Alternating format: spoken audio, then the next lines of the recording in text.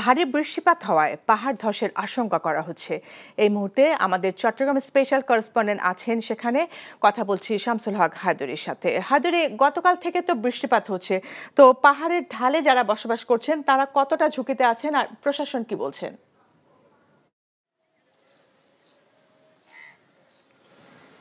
হ্যাঁ ফারজানা, আমি আছি এখন চট্টগ্রামের এটাকে বলে বাটালি পাহাড়, এবং আমি একটা পাহাড়ের চূড়ায় আছি এবং আপনি লক্ষ্য করে থাকবেন আমার পেছনে আরও অনেক উঁচু পাহাড় রয়েছে এবং সেটি দৃশ্যতই অনেক ঝুঁকিপূর্ণ।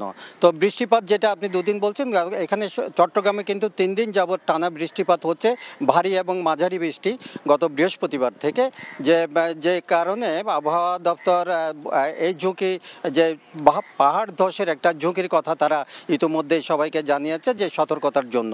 যে আমি পতেঙ্গা আবহাওয়া দপ্তরের সাথে কথা বলেছি, তারা আজ সকাল 9টা পর্যন্ত পূর্ববর্তী 24 ঘন্টায় 229 মিলিমিটার বৃষ্টিপাত তারা রেকর্ড করেছেন, এবং এই বৃষ্টিপাতের ফলে এই পাহাড়গুলোর মাটি অনেক নরম হয়ে গেছে, যে কারণে যে কোনো মুহূর্তে বড় ধরনের দুর্ঘটনার ঝুঁকি পাহাড় ধসে পড়তে পারে। এনজিওর কিস্তি প্রথমবার বিকাশ পেমেন্ট করলেই 20 টাকা ইনস্ট্যান্ট ক্যাশব্যাক। এই কারণে যেসব ঝুঁকিপূর্ণ এলাকায় যেসব বসবাসকারী আছেন তাদেরকে সতর্ক করার জন্য জেলা প্রশাসন গত 2 দিন যাবৎ এখানে মাইকিং করছেন এবং তাদেরকে বলছেন যে বৃষ্টিপাত কমে যাওয়ার পরও পাহাড়ের ধসের ঝুঁকি থাকবে, আপনারা নিরাপদ স্থানে সরে যান। কারণ ইতিপূর্বে অনেক বড় বড় দুর্ঘটনা ঘটেছে, জানমালের ক্ষয়ক্ষতি হয়েছে।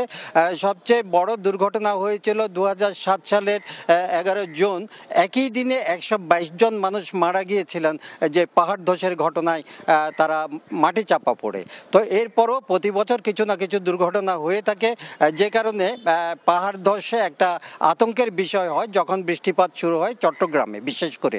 তো এখানে যে পাহাড় ধসে বড় ঘটনাটি 2007 সালের পরে পাহাড় ব্যবস্থাপনা কমিটি গঠন করা হয়েছিল প্রশাসনের পক্ষ থেকে, এবং যারা ঝুঁকিপূর্ণ এলাকায় বসবাস করেন তাদেরকে নিরাপদ স্থানে তাদেরকে পুনর্বাসনের কথা হয়েছিল, কিন্তু দৃশ্যত সেরকম কোনো কাজ এখনো বড় রকমের কোনো কাজ আমাদের চোখে পড়েনি।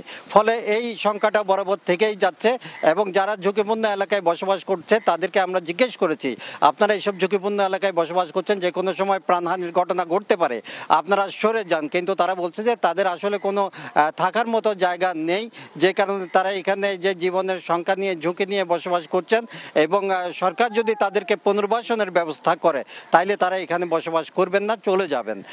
ফারজানা, এই হচ্ছে যে পাহাড়ের ঝুঁকিপূর্ণ অবস্থার সর্বশেষ খবর।